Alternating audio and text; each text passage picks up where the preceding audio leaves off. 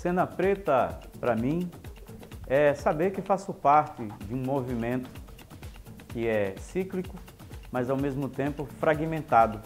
Um movimento que inclui a população negra, mas que ao mesmo tempo exclui, que coloca desafios para as organizações não governamentais negras, para o movimento social, no sentido de buscar saídas e encontrar a emancipação do povo negro, seja pela via econômica, pela via educacional, pela via social.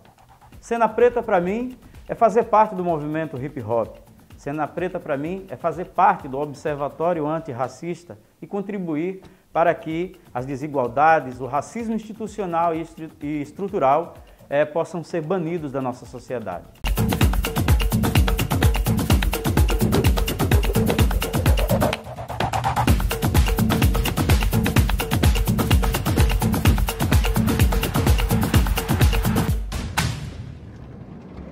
Nivaldo Pires é um ser humano, filho de agricultores, né, de uma mãe sem terra que eu só descobri agora há pouco, né, venho de uma família adotiva, meus pais adotivos inclusive faleceram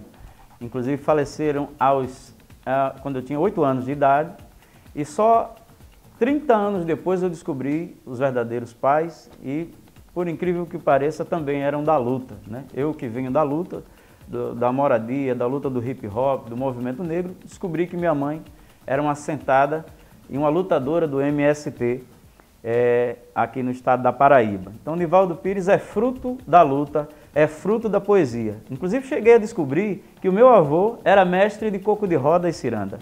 Daí, eu acredito, vem o estímulo para o rap, né? Para a composição de músicas. Eu cheguei no hip hop nos anos 90 a convite do DJ People, do DJ Danilo Werneck e da equipe Flash Som, que era um grupo que juntava diversos artistas de bairros das periferias aqui de João Pessoa para poder gravar discos. Então, nos anos 90 nós gravamos o Funk Peso Brasil 2 e Funk Peso Brasil 3. Lembrando que essa história do Funk Peso Brasil é uma história que começa com Dinarte e Paulinho e o Melô da Cetusa, rap dos bailes. E depois Dinarte e Paulinho saem da cena hip hop, né, da cena funk, e entra o MC Negrão, né, o nome artístico é MC Negrão. E MC Negrão não por acaso, mas porque a gente também tinha já naquela época uma identidade com a questão da luta antirracista, inclusive a Melô da Discriminação, que talvez seja aqui na Paraíba a primeira música que fale contra o racismo ou denunciando o racismo, é uma música nossa, Melô da Discriminação. No segundo disco nós gravamos um rap, no estilo mais São Paulo, né?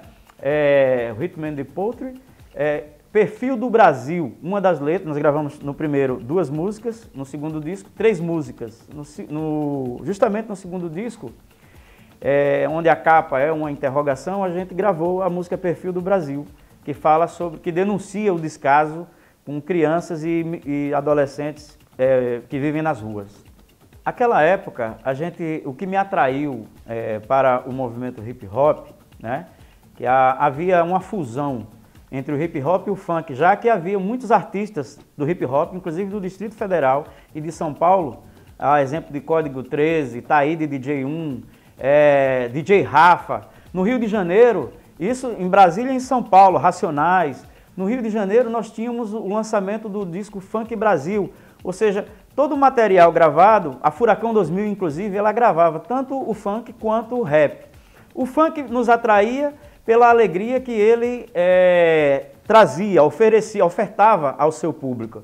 O rap nos atraía pela capacidade de fazer denúncia, de dizer aquilo, por exemplo, que os telejornais na época não diziam, ou as novelas, a denúncia contra o racismo, a violência contra o povo negro, e esse foi o que nos atraiu. Inclusive, a gente acabou depois mudando para o funk, do funk para o hip hop definitivamente, porque passou a se tornar uma causa, né? Não foi só apenas música, não era cantar por cantar. As composições, elas expressavam o que nós sofríamos na periferia, o que a gente passava no dia a dia.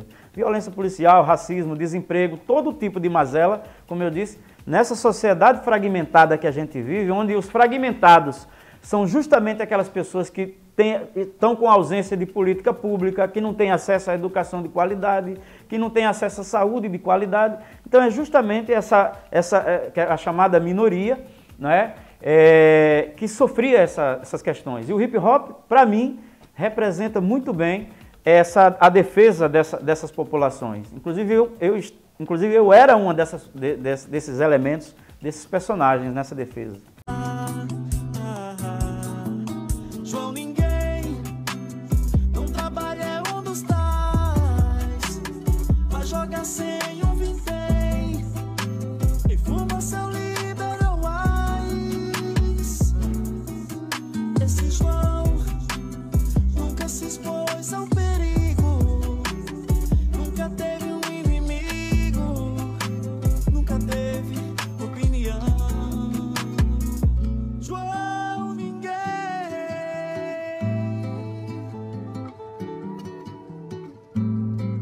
João Ninguém.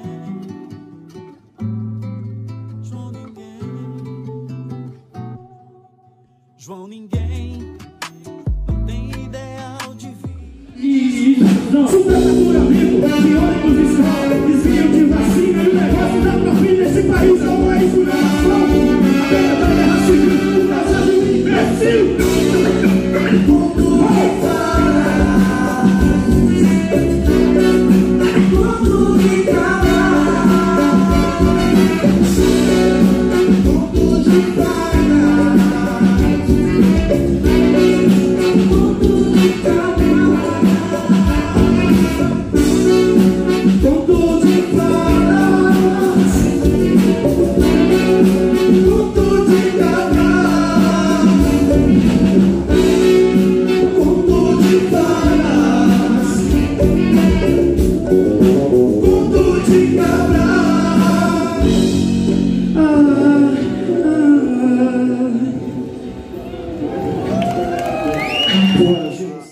Desde que o mundo é mundo, as sociedades, os povos, os indivíduos, eles estão em constante mudança e transformação.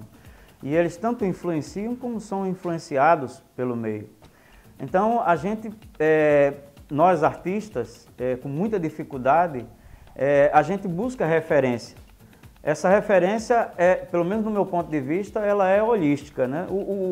O MC, o cara que faz o rap, que compõe a música, ele não faz por fazer, ele se baseia em situações que se passam na sua vida. E particularmente a minha vida, como foi também fragmentada, seja do ponto de vista familiar, seja do ponto de vista econômico, racial, mas também espiritual. Ninguém sabe, mas eu cheguei a frequentar um seminário, saí do movimento musical e fui para o seminário estudar para ser padre, depois eu saio do seminário e volto a militar no movimento hip hop e no movimento negro. Então, seja, a construção da identidade de alguém que faz música, ela vai depender justamente desse conjunto de fatores que ao longo da vida da gente vai acontecendo. E aí vai ter altos e baixos, vai ter momentos de crise financeira, de dificuldade para fazer as coisas, para atuar, né? São novos cenários, são novos atores, há os desafios, não só do ponto de vista do eu, do ser existencial, como externo, né? Então, eu penso que hoje, se eu sou uma referência, eu sou fruto, inclusive, de outras referências. Eu não tenho como me desconectar nem da linguagem, nem dos ritmos, nem da forma de compor de outras referências, sejam elas de São Paulo, de Brasília, ou de elementos da cultura nordestina. Recentemente nós ficamos em segundo lugar no sexto Festival de Música 2023, com a música Conto de Fadas, Conto de Cabras, onde a gente misturou o rap com o forró, e a gente tratou de vários temas numa letra só. Tratamos da exploração com o povo do campo, da pandemia, da venda de vacina. Então, o nosso exemplo é manter a chama, essa luta viva, lembrando que esse identitarismo, que aí é importante dizer também, ele tem um limite.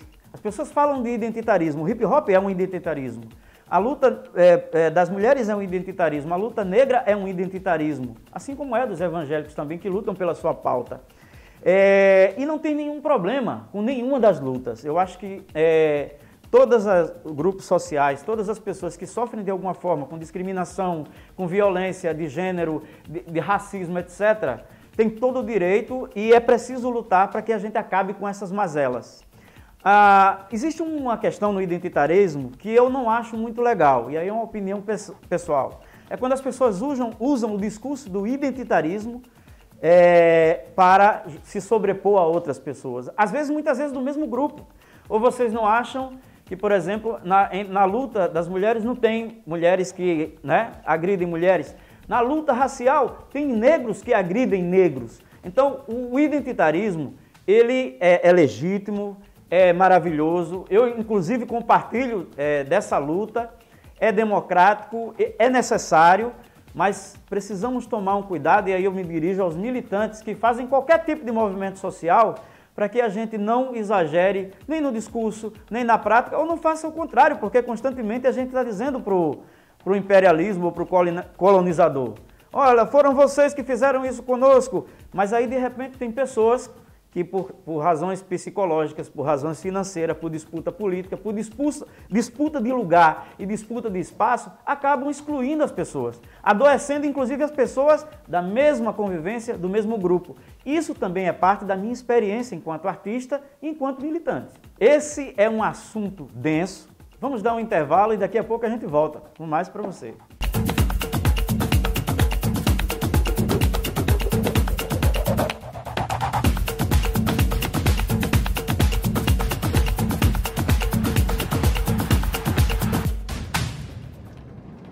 Estamos de volta e estamos falando sobre identitarismo, né? Só para contextualizar, né? Identitarismo é quando determinados grupos, eles se comportam, eles enxergam o mundo de uma forma, eles têm uma prática específica dirigida, por meio de suas ações, seu modo de ser e de ver o mundo. Por exemplo, os grupos políticos são uma forma de identitarismo.